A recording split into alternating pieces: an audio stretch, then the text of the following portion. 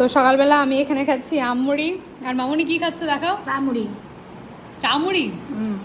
মামুনি এটা খুব ফেভারিট খাবার, যে চায়ের মধ্যে মুড়ি দিয়ে খায়, ভালো সুন্দর লাগে।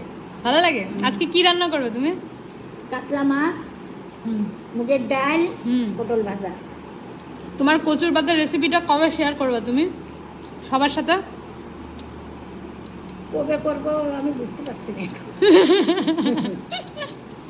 সবাই তো দেখে খুব খুশি হয়েছে, তোমার রেসিপি জানতে চাইছে সবাই। তাই? হ্যাঁ সত্যি সত্যি? সত্যি। ওইটা মানুষ জানলো কি করে? আমি দেখা ওই সেদিন ভিডিও করলাম। তুমি কি বলছো? তেলের মামনি যে সব মাছ কিনে নিয়ে আসলো না, হ্যাঁ। বড় বড়, ওই মাছ দিয়ে কচুর পাতা মুড়ে রান্না করলে হেব্বি সুন্দর লাগে, তাই না? হ্যাঁ। ঠিক আছে, পরের দিন শেয়ার করবা। হ্যাঁ, সবার সাথে। মাছটা তো সুন্দর। তোমার মায়ের, তোমার কচুর শাক ইলিশ মাছের মাথা দিয়ে মা খুব ভালো খেয়েছে, হেব্বি খেয়েছে।